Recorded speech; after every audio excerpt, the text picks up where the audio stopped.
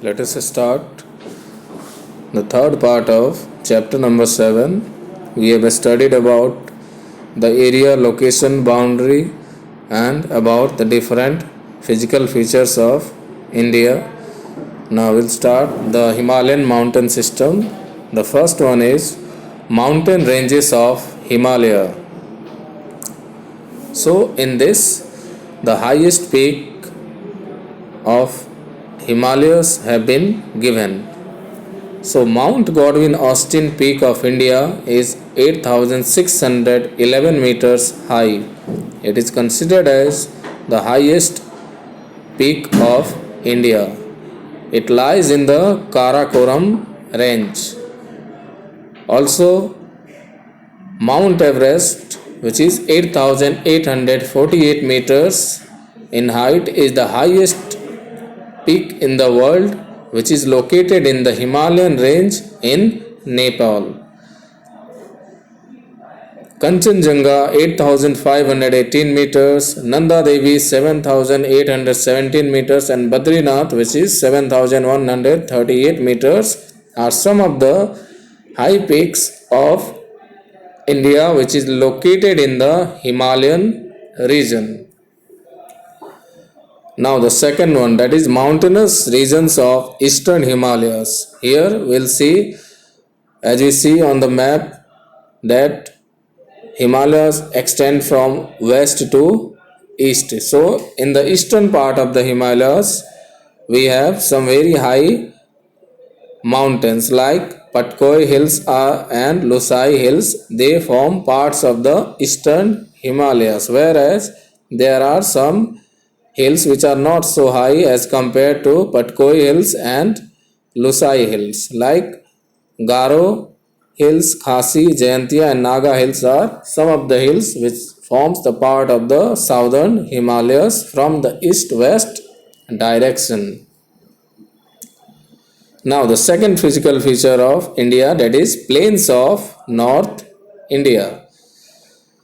Now entirely the northern India is formed by the alluvial deposits of Himalayan as well as the peninsular rivers. That means the rivers which are coming from the Himalayan region and also from the southern part of our nation, they bring some sediments or alluvial sediments, and the entire northern plains is made up of mainly from the Himalayan regions, rivers like Indus, Ganga, and Brahmaputra. And as we know, this region is very fertile, so agriculture is done here, and since agricultural activities are there, so it is also considered as one of the most prosperous and populated areas of India. Now the central and Deccan Plateau of India. The central and the Deccan Plateau lie to the south of the plains of North India. If we look at the map of India, then from the northern part, if we go to the southern part, central and Deccan Plateaus are located. Now what is a peninsula? So it is a triangle shaped place which is surrounded by water bodies on three sides. So it is called a peninsula. It is the oldest landmass made up of rocks. There are some rivers which flow through this central and Deccan Plateau like the Narmada and the Son rivers, which are located in this plateau region. This plateau is further divided into two parts, that is Malwa Plateau to the north and the Deccan Plateau to the south. And the soil in this plateau is not very fertile, and as we know, this plateau region has minerals or various types of resources are extracted from this plateau region, so it is not very fertile. But because it is black, this area yields a variety of crops and is also a treasure house of many minerals. Now the fourth feature, that is coastal plains.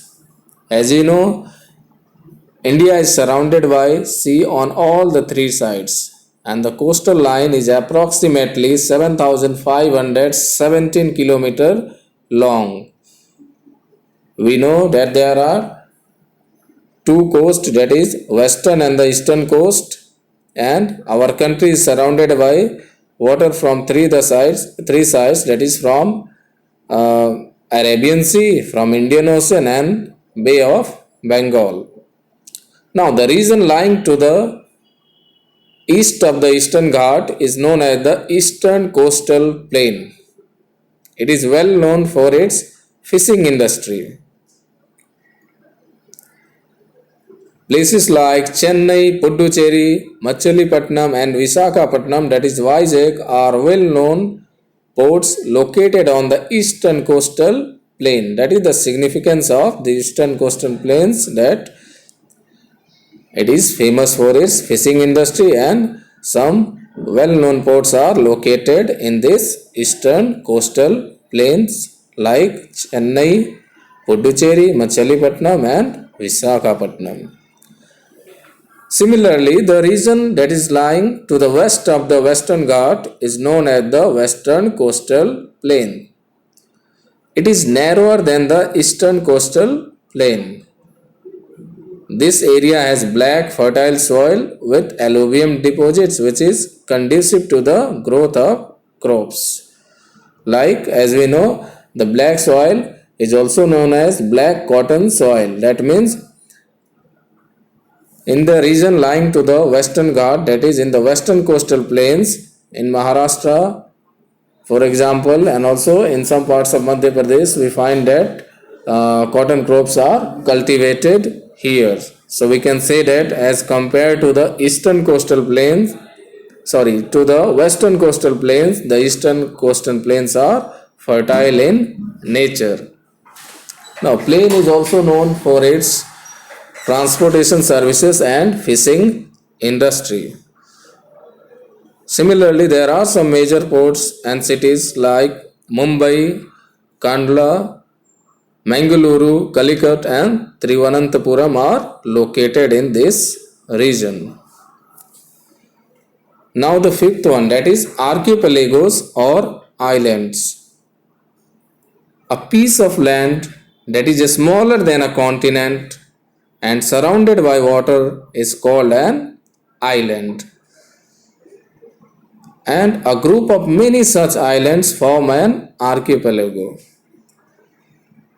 Like the Lakshadweep and Minicoy Islands are situated in the Arabian Sea. If we look at the map of India, we find that in the Arabian Sea there is Lakshadweep and Minicoy Islands, which are parts of these archipelagos. Whereas the Andaman and Nicobar Islands are situated in the Bay of Bengal towards the eastern part of India. All these are islands, or together they are called archipelagos.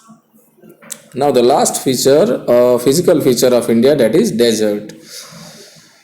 The desert of Rajasthan lies to the west of the Aravalli mountain range. That means it is the western part of our nation, and the Rajasthan is mainly sandy and deserted area. The soil here is sandy and the climate is dry and unbearable. Intense heat is experienced here and the temperature is very high, and mainly or mostly the parts are not very fertile or suitable for agriculture. This desert region receives less than 20 centimeter of annual rainfall. Hence, it faces water shortage and remains dry, barren, and uninhabited. So, basically, you find that in the deserted area, since there is high temperature all throughout the year, it remains dry, there is no scope for agriculture, and many facilities as compared to the plain area are not there, so it is not inhabited, or very less people used to live here. And due to the scarcity of water and unavailability of basic necessity, the population of this region is very less. Also, if we talk about Gujarat, the kind of desert in the Rann of Kutch differs from the desert of Rajasthan. The Kutch desert is divided into two parts, that is big Rann and small Rann. The soil of the Rann of Kutch is highly saline, that means the soil contains salt, and it appears as if the desert soil is covered with a white sheet in the night. If we see the Rann of Kutch during the night, then it appears as the desert soil is covered with a white sheet. This is the only desert of its kind in the world, and hence it attracts many tourists from all across the globe. So this is the end of our chapter, that is chapter number 7.